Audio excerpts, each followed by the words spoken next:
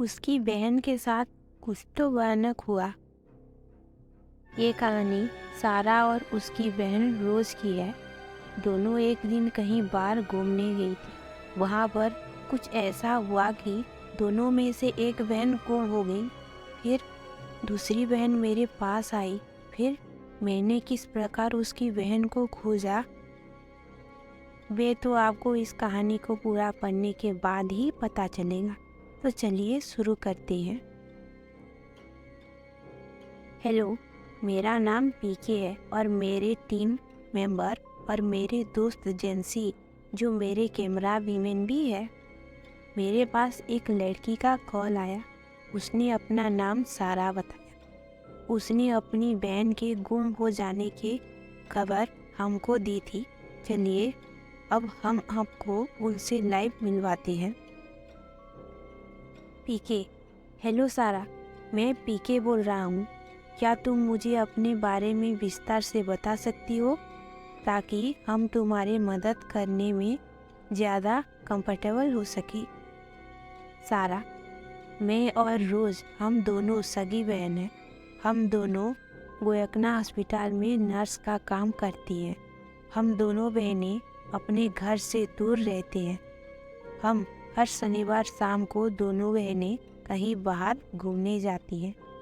इस शनिवार हमने कहीं लग्न हिकिंग का प्लान बनाया।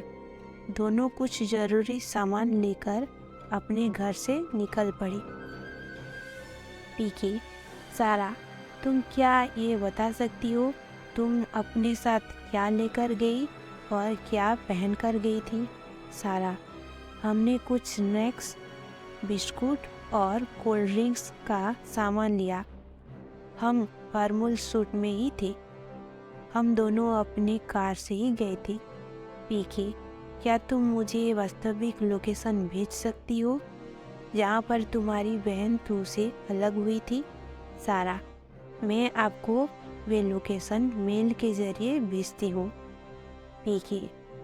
क्या तुम मुझे विस्तार से बता सकती कि वहाँ पर क्या हुआ था?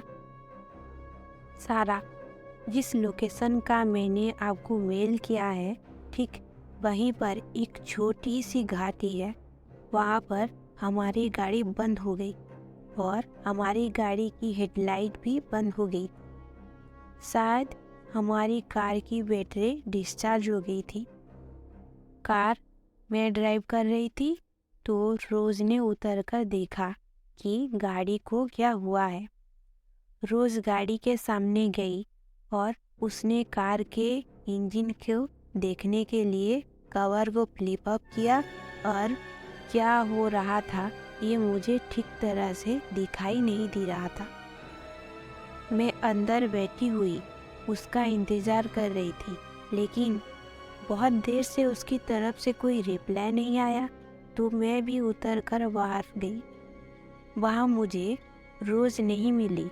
मैंने उसकी बहुत आवाज़ लगाई, लेकिन वहाँ कोई नहीं था। बहुत देर तक हेल्प के लिए किसी को बुलाने और इंतज़ार करने के बाद मुझे वहाँ से निकलना पड़ा। प्लीज़ आप मेरे बहन रोज़ को ढूंढ दीजिए। पीके। सारा, प्लीज़ तुम रो मत। अच्छे से हमारे सवालों के जवाब दो, ताकि हम तुम्हारे बहन रोज़ को ढूंढने में तुम्हारी मदद कर सकें। अच्छा, तुम मुझे निश्चित समय बताओ कि ये घटना किस वक्त हुई? सारा। रात को ठीक 11 बजे। पीके। सारा, क्या तुमको किसी पर शक है या तुम्हारा कोई पीछा कर रहा था? अगले दिन की रात को मैं और जेंसी दोनों ठीक उस जगह पर पहुंच गए जहां पर रोज़ गुम हुई थी। मैंने और जेंसी ने ठीक प्रकार से सभी जगहों पर कैमरा लगा दिए थे। काफ़ी देर तक वहां इधर उधर ढूंढने पर हमको कोई सुराग नहीं मिला। हम दोनों काफ़ी थक चुके थे। जेंसी वापस लौटने को बोल रही थी, लेकिन मैंने उसको 11 बजे तक इंतज़ार करने को कहा। हम दोनों को नींद की झपकियाँ आ रही थी, लेकिन मैं वहीं पर खड़ा रहा और जेंसी कार के सहारे खड़ी नींद ले रही थी। 11 बज गए थे। हम दोनों ने कुछ समय बाद वहाँ से जाने का निश्चय किया। तभी अचानक मेरे सामने वाले कैमरे में मुझे कुछ हलचल दिखाई दी। मैंने जल्दी से जेंसी को बुलाया कि ध्यान से देखो, यहाँ कोई है। हम दोनों पूरे ध्यान से कैमरे में नज़र रखने लग गए। हमको धीरे धीरे कुछ हमारे नज़दीकी आने की आवाज़ आ रही थी। अंधेरे से एक लड़की निकल कर आई और एक पेड़ के पास आकर खड़ी हो गई। मैंने उसको आवाज़ दी, लेकिन उसने कोई जवाब नहीं दिया। वे लड़की पास खड़े पेड़ से अपना सर पीटने लगी। मैंने जेंसी से पूछा, वे ऐसा क्यों कर रही होगी? उसने बताया कि शायद वे बहुत डर गई होगी।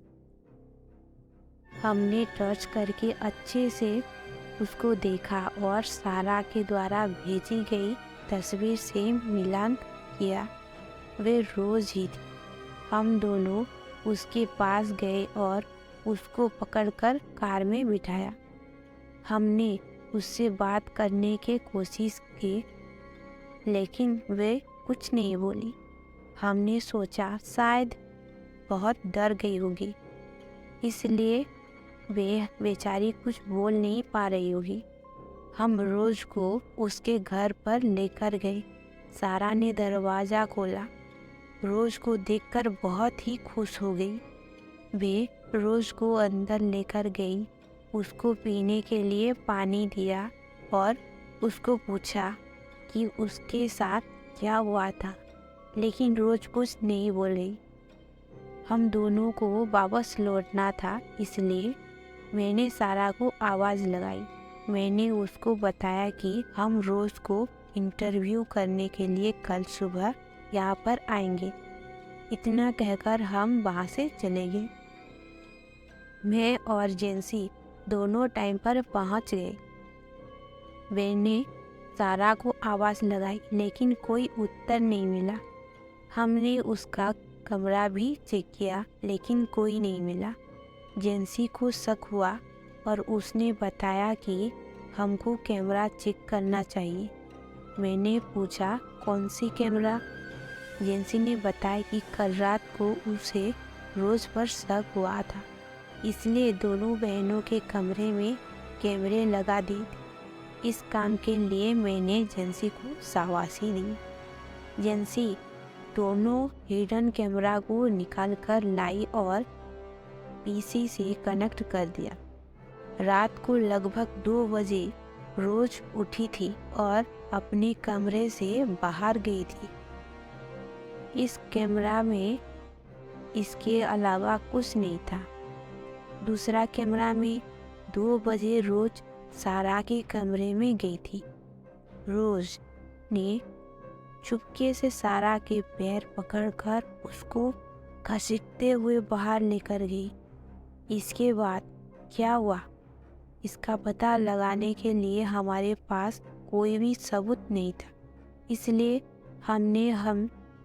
हमें अपनी तहकीकात को यहीं पर निरस्त कर दी। लेकिन अगले दिन हम फिर 11 बजे उस घाटी के पास और रात को 2 बजे उस कमरे में काफ़ी देर तक रुके रहे। हमको लगा कि शायद कुछ हमारे हाथ लग जाए और पता चल सके कि आखिरी उन दोनों बहनों के साथ क्या हुआ था।